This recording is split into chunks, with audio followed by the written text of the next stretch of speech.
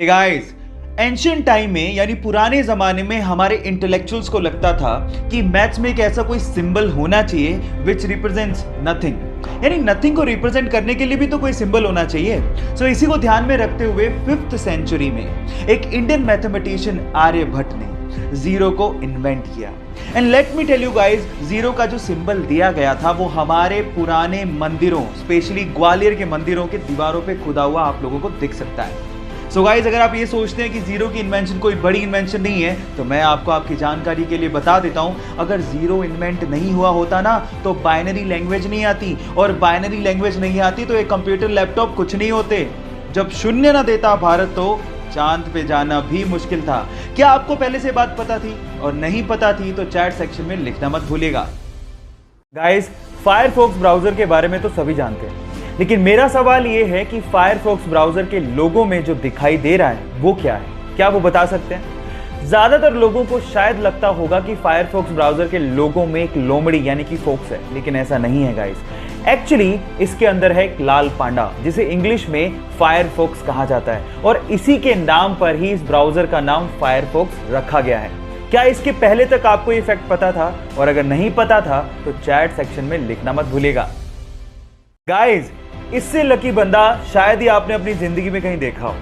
Selfie लेने का शौक सबको होता है, तो ये बंदा भी अपने प्लेन में बैठ के उड़ान भरने से पहले सेल्फी ले रहा था, लेकिन उसके बाद जो हुआ वो मंजर हैरान कर देने वाला था। देखिए गाइस, क्या आपको भी लगता है कि ये बंदा बहुत किस्मत वाला है, या इससे भी किस्मत वाला बंदा आपने कहीं देखा है? चैट सेक्शन में लिखना मत भूलिएगा। एक मोटरसाइकिल सवार रेलवे क्रॉसिंग के दौरान रेलवे के फाटक को देख ही नहीं पाता, और वो सीधे जाके रेलवे फाटक से टकराता है और सीधे रेल की पटरियों पे गिर जाता है। वो इतनी बुरी तरह से घायल हो जाता है कि उससे खड़ा भी नहीं हो जा रहा था, और सामने से ट्रेन आ रही थी। यह देखकर पास में खड़ा एक युवक भागता हुआ आता है और उसे रेल की पटरियों से खींचता है, और उसकी बाइक को रेल की पटरियों से खींचता है और उसकी जान बचाता है। अगर आखिरी समय पर वो बहादुर लड़का नहीं आता तो शायद आज वो बंदा जिंदा ही नहीं होता। सो गाइस, उस बहादुर लड़के की बहादुरी के लिए एक लाइक तो बनता है। गाइस, ये तो आपको पता ही है कि प्लेन्स बहुत ज्यादा भारी होते हैं।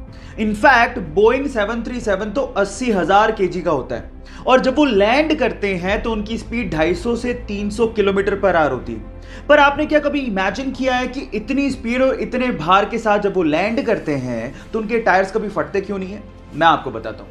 उनके टायर्स में रबड़ के साथ साथ एल्यूमिनियम और स्टील को भी मिक्स किया जाता है, और नॉर्मल कारों के टायर के अंदर जो प्रेशर से हवा भरी जाती है उससे 6 गुना ज्यादा प्रेशर से एरोप्लेन के टायर में नाइट्रोजन को भरा जाता है, ताकि वो प्रेशर को सहन कर सके।